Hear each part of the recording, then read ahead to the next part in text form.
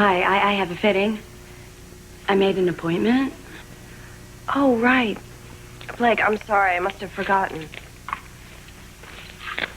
Should I come back another time, maybe? Or maybe I shouldn't come back at all. Look, Mindy, I know this is a very awkward situation, but you have more talent than any designer I know, any two put together, and despite what's going on between our two families, I still would like you to do my wedding gown. I said I would, and I will. But today is not a good day for me work-wise. I have all sorts of things that need my attention. But Tangie will be glad to help you. Do you two know each other? No, not really. I've seen you at a few parties. No, but I've heard a lot about you. It's a pleasure. I'll be at home if you need anything. Bye, Blake. Hi. Well, why don't you sit down and I can show you the sketchbook? Great. Okay. You must be really excited about your wedding. Yeah. Yeah. Now that your dad is recuperated, is he going to give you away? We haven't worked out those details yet. It's cold in here, isn't it? Yeah, it is. It's like a freezer. Do you want a cup of tea? Oh, yeah, that would be great. Thanks. What would you like in it, Cristina? Milk or lemon? I'm sorry, what did you just call me? Nobody but my father's called me Cristina since I was a little girl. How did you know my first name? I must have read it somewhere. Was it in the newspaper when you got engaged? No. Oh, well, I'm sorry. I guess I saw it someplace. Would you like to just get the measurements out of the way? Oh, yeah. Okay.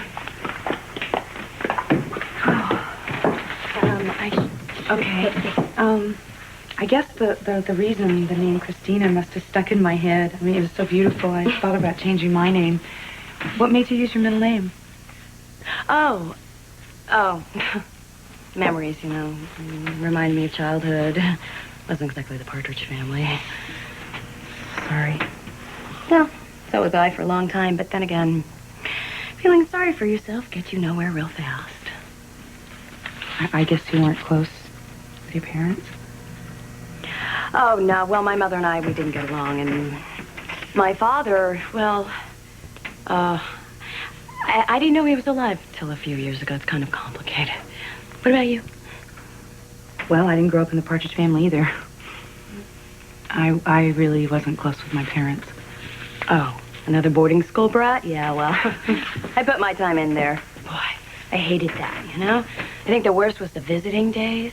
The parents would come, and I'd sit there and I'd watch all the fathers with the daughters, and it just made me want to go up in my room and cry with a pillow over my head so nobody could hear me. I'm sorry. I don't know why I'm saying this to you. I'm really interested. It's very interesting. Yeah? Yeah.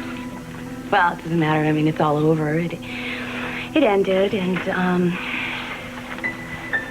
feeling like I was the most miserable person in the world. It's really amazing, though? All those years that I thought my father was dead, he was actually keeping track of me. He would come to the boarding school in Switzerland, and he would get a look at me, Make sure that I was okay. He would just watch me from a distance. He couldn't tell anybody that he was alive because, his job was kind of sensitive. And he told me, though, that it killed him to be separated from me. Well, he loved you. He obviously loved you very much.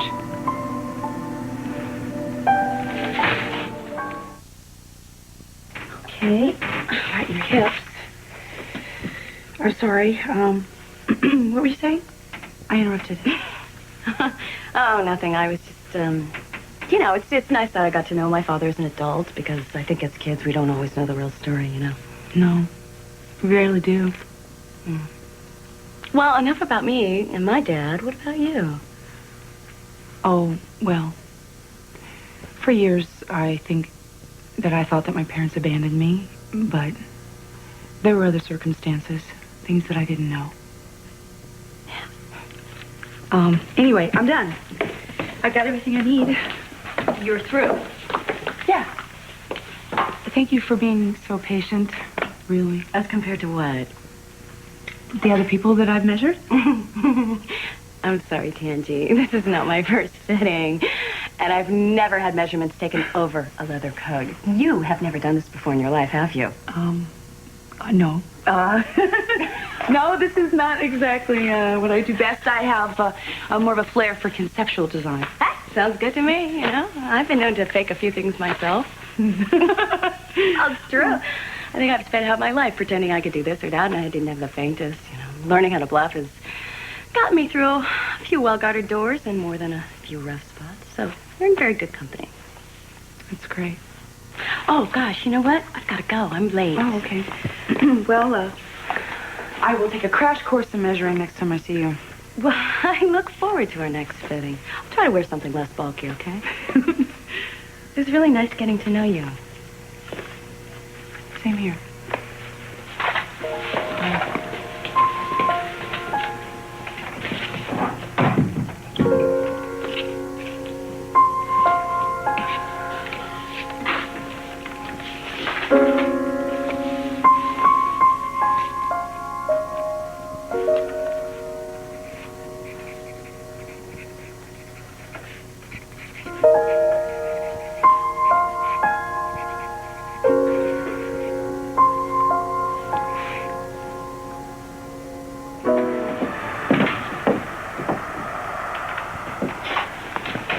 Dinah? No, wait a minute. Are you kidding me?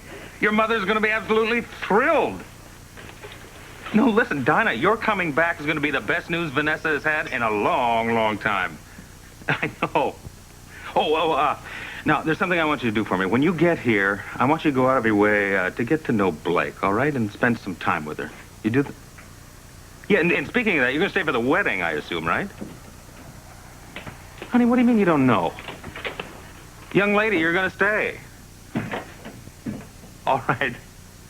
All right, we'll talk about it when you get here. Okay. I love you, Dinah. Bye-bye, honey. Sorry. Bridget, I was just on my way home.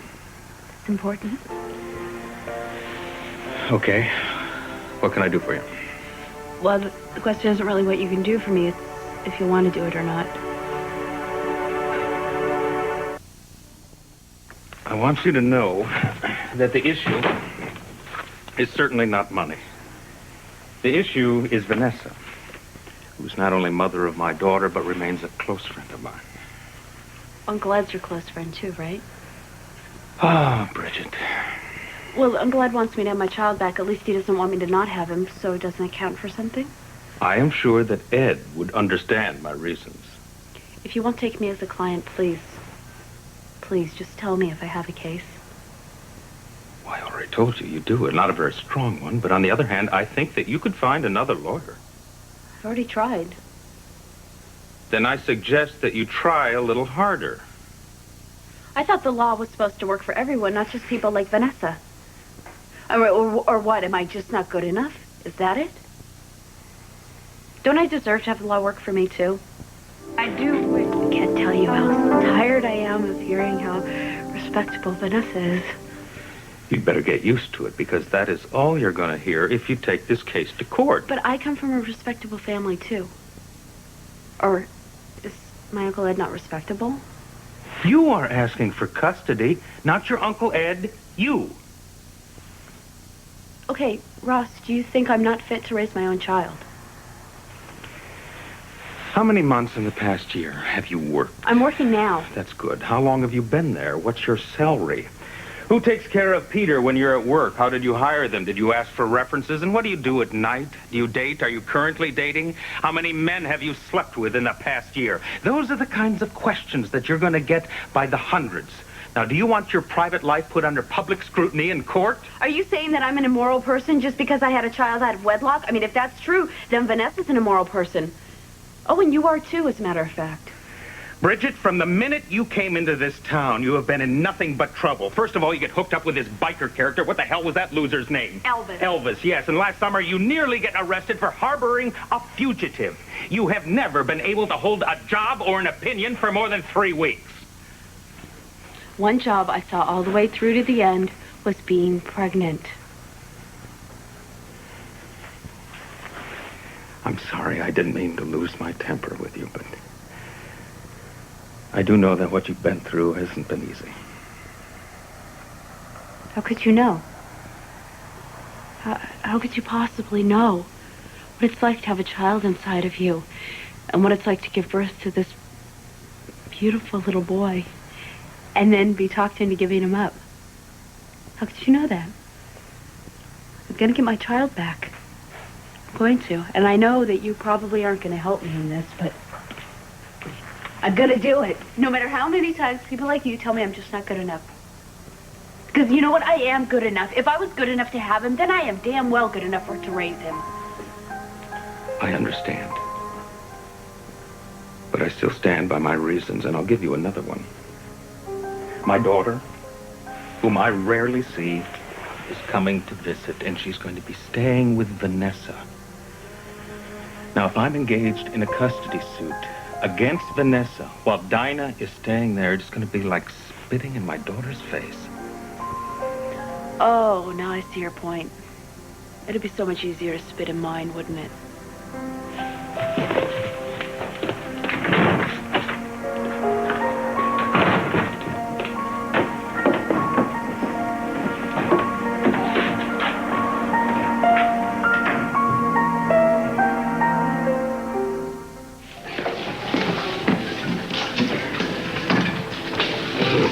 I've got one sunny side up and one poached. I'm the poached. Ross is the one with the sunny side this morning.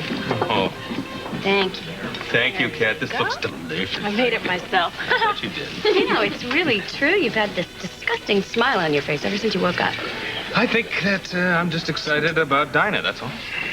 Gosh, I can't believe that your daughter's actually coming into town for a while. Yeah, neither can I. You know, when she heard what Vanessa's going through, she decided she had to be with her mother. So the plan is I am determined once she gets here and gets settled, I'm going to have her stay for the wedding. How old is she again?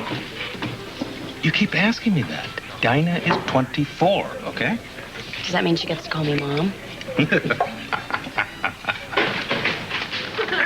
Hey, What is this? it's preliminary guest list. Well, you brought up the wedding. I figured while we're on the subject, let's get a few things decided. What are you doing? What? I decided a few things. Like I'm not going to have 200 people at our wedding. Well, Russ, you don't know who you kept and who you cut here. Huh. Okay, never mind. We will discuss this later. But I'm warning you now, I want a lot of guests. I plan on looking extremely wonderful, and the more people who fall over and die over my dress, the better. What about that dress? Is Mindy still going to do it? Well, I thought about canceling. But then I thought, why should we let what happened between our two fathers stand in the way of Fashion? practicality? It's a mutually beneficial arrangement. Here I get to look the way I want to look, and Mindy gets to make a pretty penny. How pretty is this penny? Oh, come on, Russ. You don't want me getting married in a cheap dress, do you? Don't I? Oh, just stop. If you think this is too outrageous, fine. I'll just go call Daddy. Ask him to chip in on it. He's supposed to anyway. No, He is the father of the bride. No, just because I am not fighting Roger on this custody suit doesn't mean he's going to step in and pay for our wedding. In fact, he's not going to be allowed to purchase even 1 grain of rice, and that's that.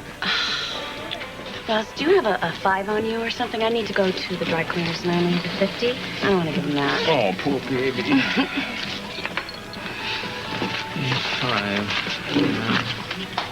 Hey, Mr. Marler. Oh, Blake. Hi. Hi, David. How you doing? Not too bad. I could use some legal advice, though, if you've got a minute. Excuse me. You're not in any trouble again, are you? No. Actually, I'm just asking for a friend of mine. I think you know Bridget Reardon is planning to sue for the custody of her baby. Yes, and I already told her that I can't take the case. Right. But let's just say that she did some research and she found a case where the natural mother actually sued and won. You mean a precedent? Right. Let's say she found the right precedent. Would that carry any weight in terms of swaying an attorney to take her case? You know, I mean, once she found an attorney who thought she had a case, her uncle would pay for it, so it's not like there's a problem. Well, it might carry some weight with another attorney. But it wouldn't cut any ice with you? Well, the beauty of where I am right now is that I can choose what I want to do. And I don't have to hurt friends of mine. In this particular case, the mother of my child. I have that right. But, Mr. Marler, Vanessa Lewis could hire a team of lawyers if she wanted to. I thought you were the kind of guy who liked to help the underdog. How do you know that's not what I'm doing?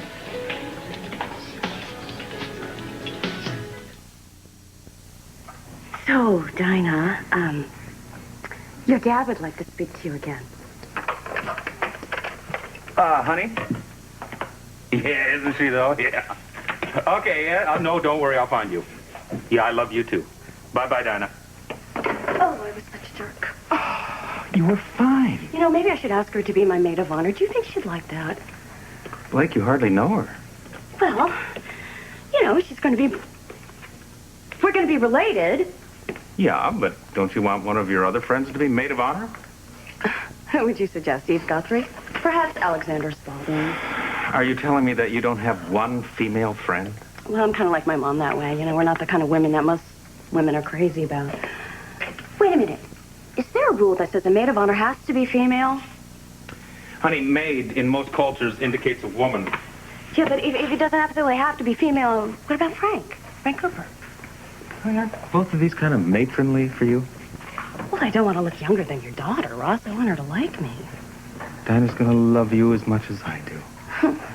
Frank's gonna be your maid of honor? Doesn't really matter. I'm going to have to take these back anyway until I get a job. If I get a job. Well, I thought Ed had lined up another interview for you for that PR job at Cedars. He is. Well, I'm on my way over there right now, but I got to warn you, if it doesn't pan out, I'm going to have to ask Daddy for my old job back at WSBR.